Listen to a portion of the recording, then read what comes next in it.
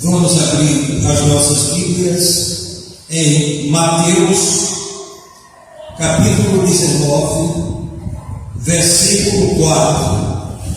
Mateus, capítulo 19, versículo 4. Respondeu-lhe Jesus: não tendes lido que o Criador os fez desde o princípio homem e mulher? O tema da nossa reflexão por alguns minutos é o seguinte: ser humano. E juntamente com os irmãos, com as irmãs, vamos pensar mais uma vez sobre esse tema. Estudamos hoje pela manhã na Escola Bíblica Dominical. No HCA, nós também falamos sobre esse tema. E é importante que nós saibamos quem nós somos. Porque não é somente uma identidade documental, onde consta o nome da mãe, o nome do pai, mas é uma identidade existencial. Aí então nós começamos a pensar: quem colocou o nosso coração para bater? Quem deu o primeiro passo, o primeiro impulso? E todos nós aqui temos um coração e está batendo. Quem fez esse coração bater? Então nós estamos diante de uma pergunta existencial: quem eu sou? Afinal de contas, a gente vive, a gente dorme, a gente chora, a gente sofre, a gente sorri também. Mas, afinal de contas, qual o sentido da nossa existência? Quem seria aquele que iria nos responder essas perguntas existenciais? A primeira delas: quem eu sou? Identidade existencial. E o que é que Jesus responde? Mateus 19, 4. Respondeu-lhe Jesus: não tendes lido que o Criador os fez desde o princípio homem e mulher? E aí nós vamos pensar: qual o lugar do mundo onde o ser humano não tenha exatamente esses gêneros, homem e mulher? Qual a época do mundo onde houve algo diferente de um homem e uma mulher? Então nós estamos diante da universalidade do ser humano. Se viajamos para o Japão, ser humano. Se viajamos para os Estados Unidos, ser humano. Se viajamos para qualquer país da Europa, ser humano.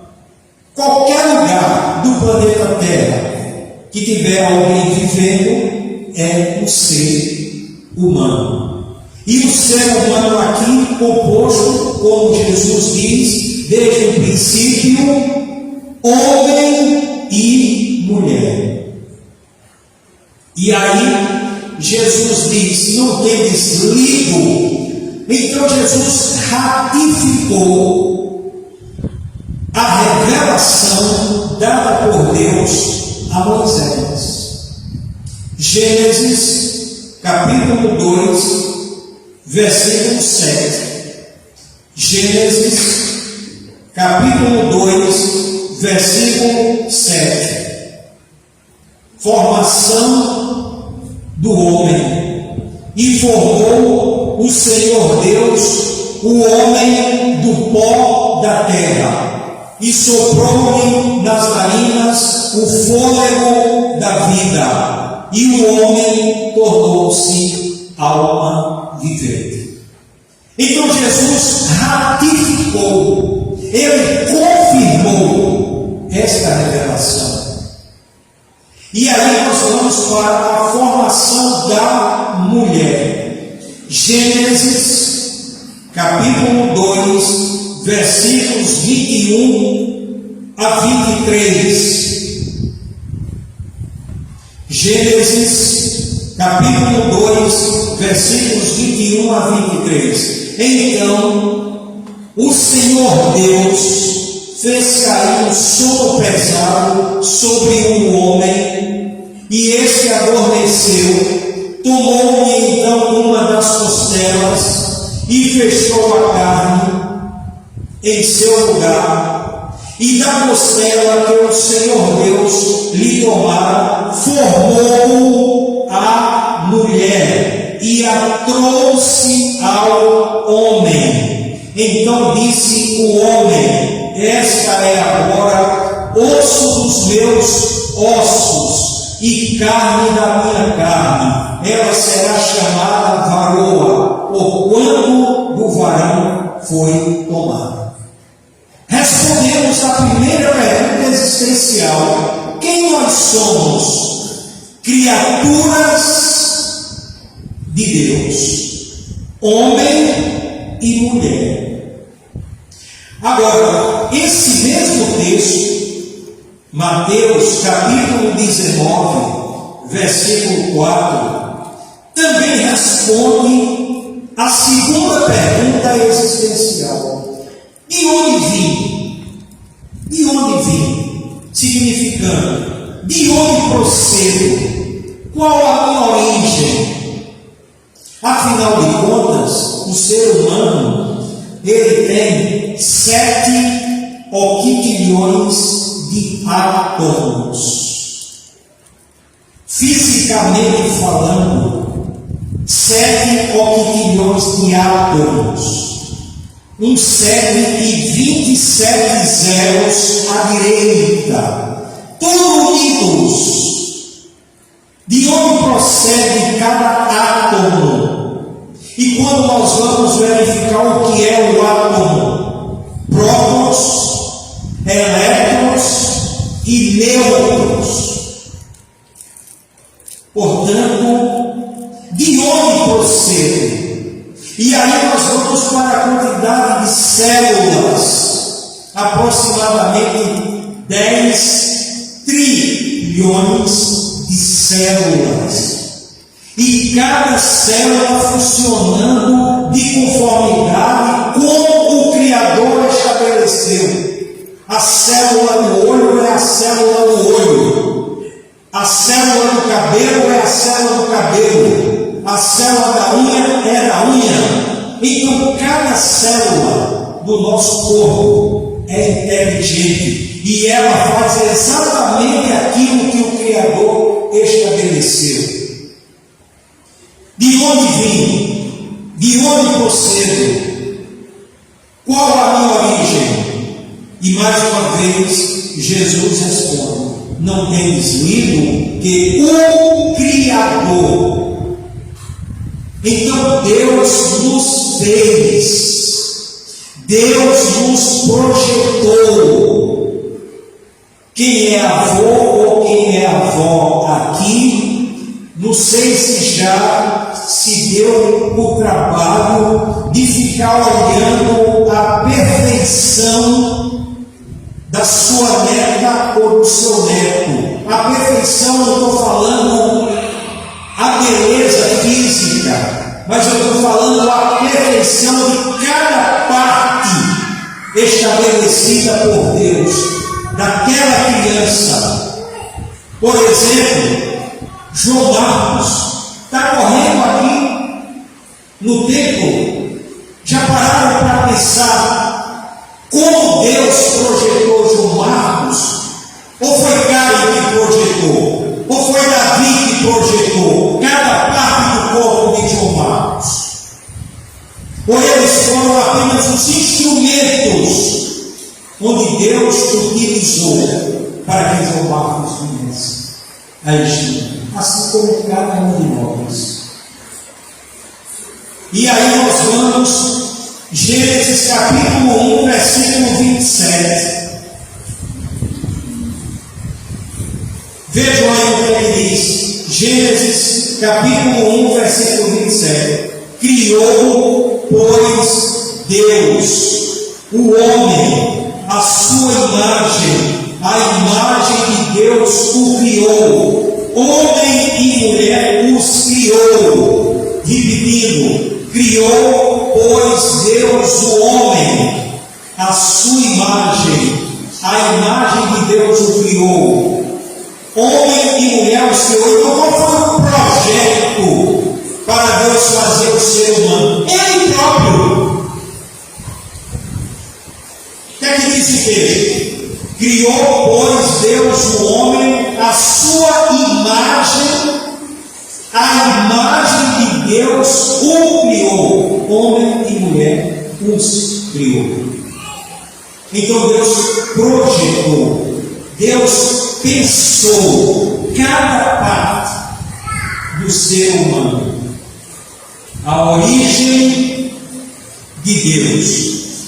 O apóstolo Paulo, pregando no Areópago, e aí a gente vai tirar só um versículo da pregação dele, Atos capítulo 17, versículo 26.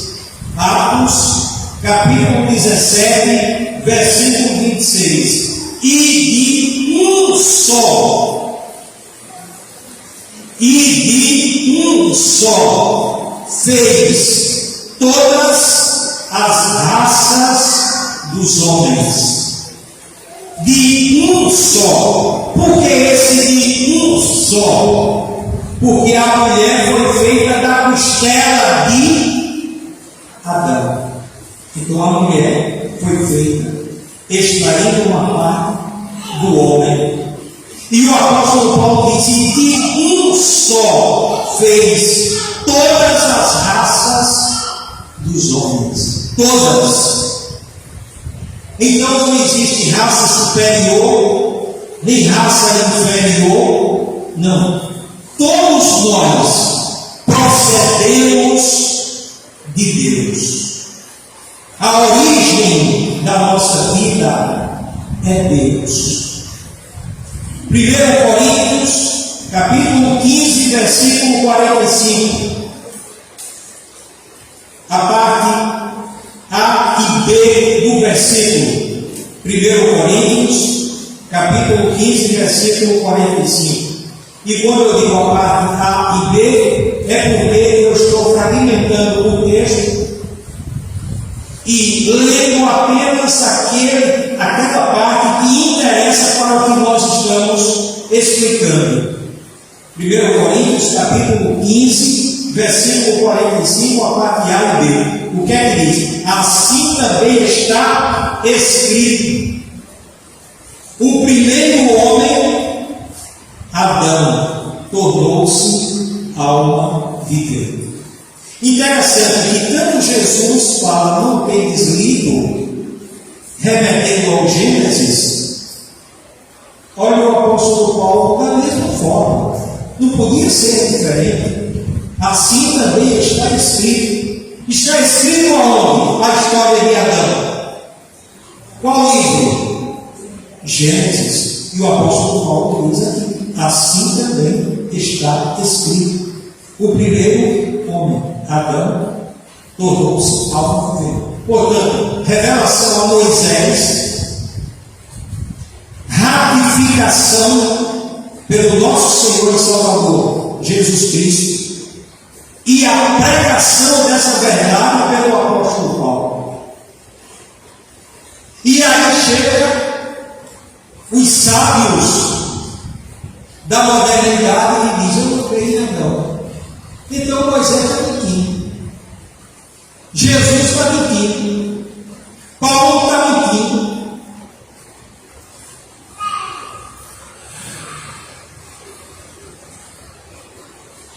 E aí nós vamos ver 1 Timóteo capítulo 2, versículo 13. 1 Timóteo capítulo 2, versículo 13. Porque primeiro foi formado Adão, depois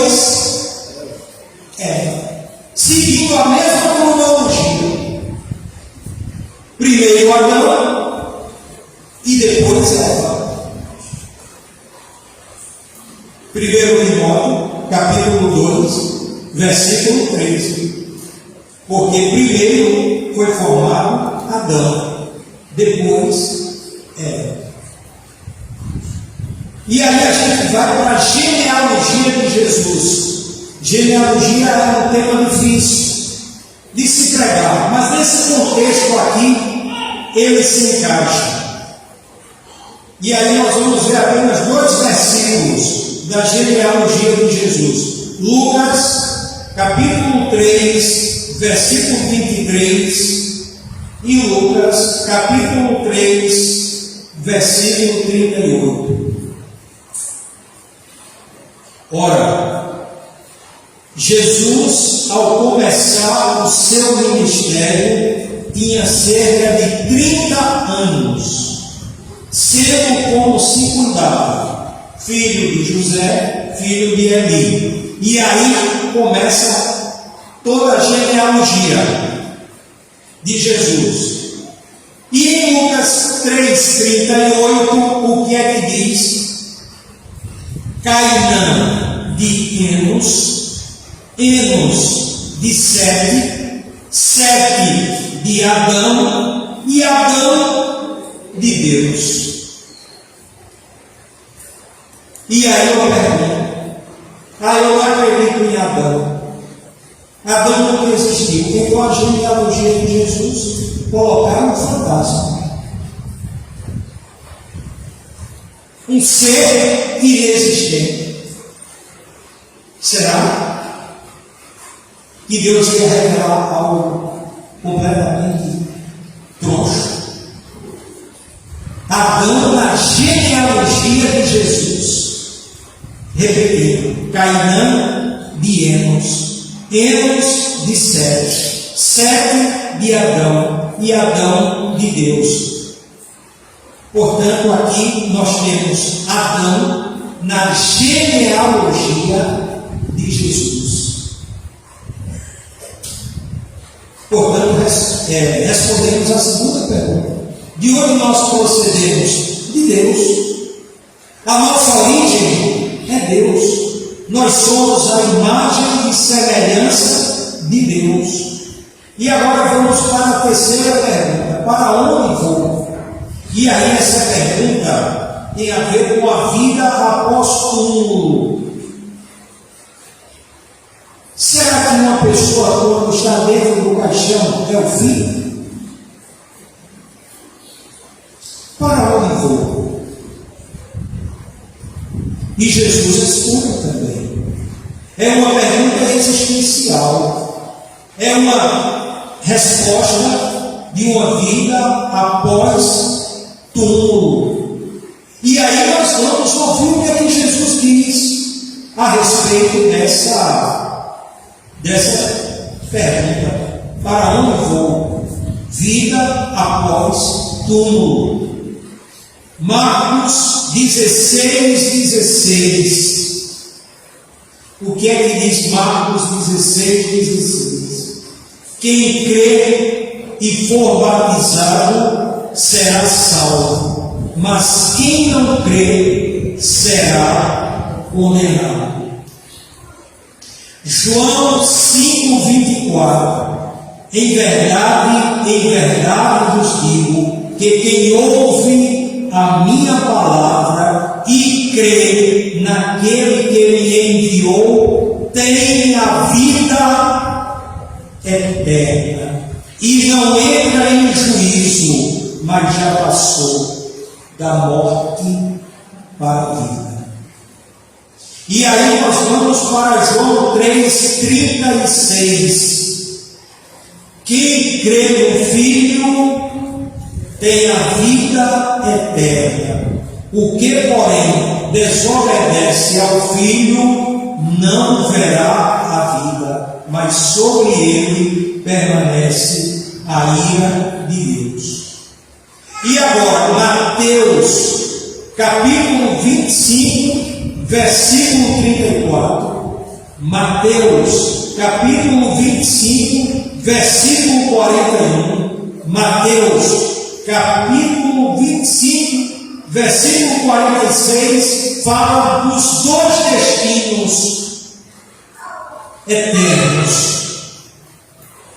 Vamos ler Mateus 25, 34. Então dirá o rei aos que estiverem à sua direita: vinde, benditos de meu Pai, possuí por herança o reino que vos está preparado desde a fundação do mundo.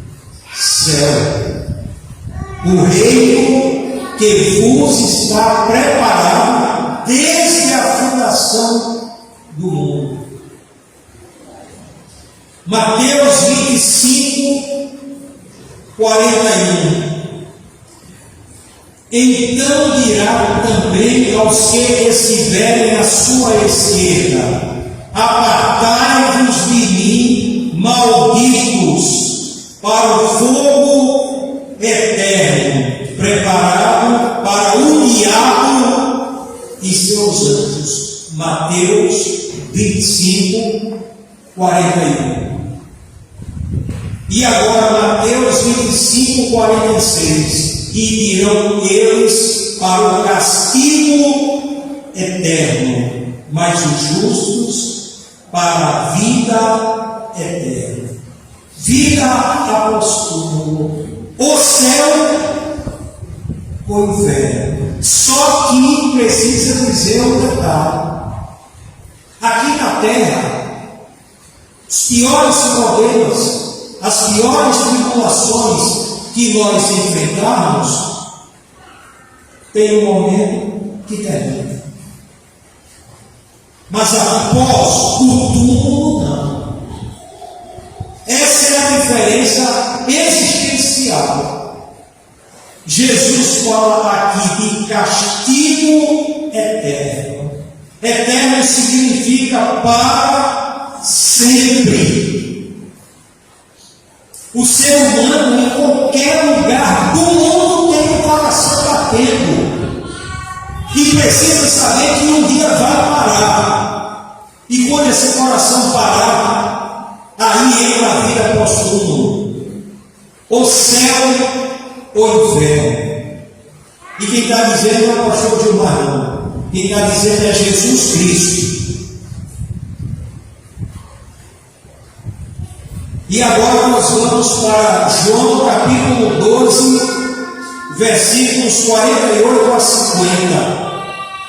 Veja o que é que Jesus diz: quem me rejeita e não recebe as minhas palavras, já tem quem o julgue. A palavra que tenho pregado, essa o julgará no último dia. Porque eu não falei por mim mesmo, mas o Pai que me enviou, esse me deu o mandamento quanto ao que dizer e como falar. E sei que o seu mandamento é vida eterna. Aquilo, pois, que eu falo exatamente como o Pai me ordenou. João, capítulo 12, versículos 48 a 50. A absolvição já está escrita, e a condenação já está escrita. Quem crê e for batizado será salvo, mas quem não crê será condenado. Já está escrito a absolvição e a condenação. Essa é a palavra que julgará no momento. Você não aceitou. O que é que diz para quem não crê em Jesus? Quem crê e for batizado será salvo. Quem não crê será condenado. Já está estabelecido. E agora vamos para a última questão, que eu intitulei Nova Criatura. E veja bem, tanto essa nossa existência aqui, como a nova criatura é de procedência de Deus. E o que significa nova criatura? É a identidade existencial dos filhos de Deus. E o apóstolo Paulo diz isso, 2 Coríntios, capítulo 5, versículo 17. 2 Coríntios, capítulo 5, versículo 17. Pelo que, se alguém está em Cristo, nova criatura é. As coisas velhas já passaram, eis que tudo se fez. Então nós temos duas identidades existenciais, uma biológica e uma espiritual. Quando Jesus falou para Nicodemos, e nós vamos ver aqui o que Jesus disse para Nicodemos, João capítulo 3, versículo 3, versículo 5 e versículo 7. Veja o que é que Jesus disse para Nicodemos, e Nicodemos era um homem religioso. João capítulo 3, versículo 3, versículo 5 e versículo 7. Respondeu-lhe Jesus: em verdade te digo, que se alguém não nascer de novo, não pode ver o reino de Deus. João 3,5. Jesus respondeu: em verdade te digo, que se alguém não nascer da água e do Espírito, não pode entrar no reino de Deus. E João capítulo 3, versículo 7 diz: não te admires de eu lhe haver dito, necessário vos é nascer de novo. E qual é o nascimento que Nicodemos estava entendendo? Pode um homem velho entrar no ventre de sua mãe e nascer? Ele estava pensando a sua origem biológica, a sua origem física. Mas aqui Jesus está falando de algo além do físico, algo espiritual. E Jesus diz: se alguém não nascer da água e do Espírito, e Espírito aí está com E maiúsculo, portanto uma referência ao Espírito de Deus, ao Espírito Santo. Mas em João capítulo 1, versículos 11 a 13, explica como é que nós podemos ser filhos de Deus. Vejam aí, João capítulo 1, versículos 11 a 13. Veio para o que era seu, e os seus não o receberam, mas a todos quantos o receberam, aos que creem no seu nome, grave bem, grife isso.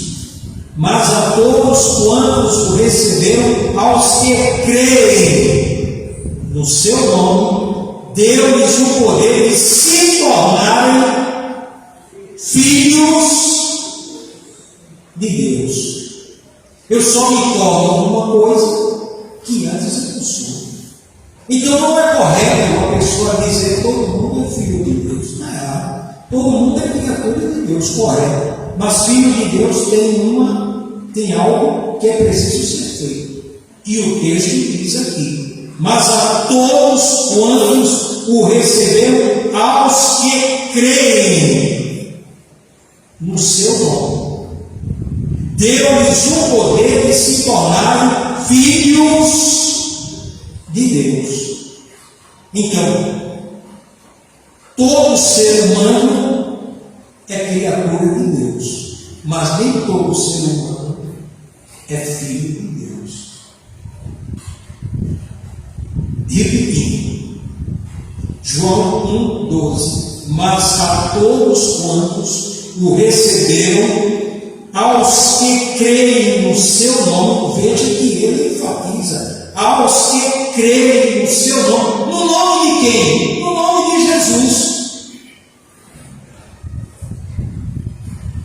Deu-lhes o poder de se tornarem filhos de Deus. E aí veja o versículo 13: os quais não nasceram do sangue, nem da vontade da carne, nem da vontade do varão, mas de Deus.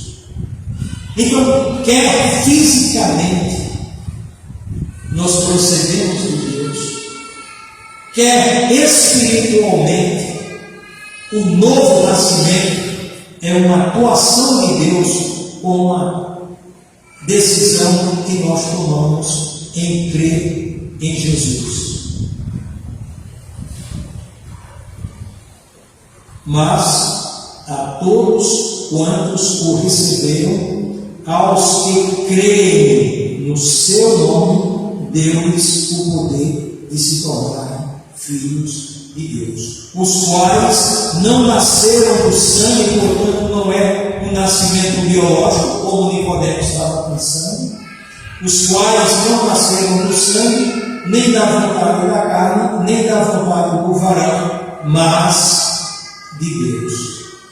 Então aqui nós temos as respostas para todas as questões existenciais: quem nós somos, de onde nós viemos e para onde nós iremos, e o novo nome dos filhos de Deus, nova criatura, pelo que, se alguém está em Cristo, nova criatura é. As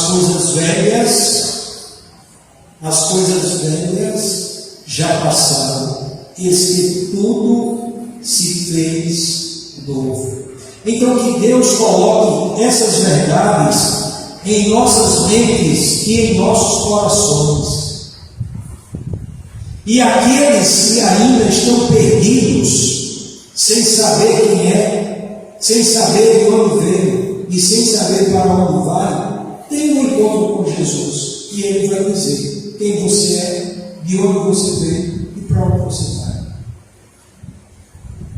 Jesus vai dizer, não é o pastor Gilmar que vai dizer, é Jesus que vai dizer. E está tudo escrito. Está tudo escrito. Portanto, que Deus nos abençoe. A gente sai daqui convictos que nós não estamos em uma casa de oração simplesmente porque não tínhamos outra coisa para fazer. Nós estamos aqui porque sabemos em quem nós temos crido. Que Deus todos nos abençoe. Amém.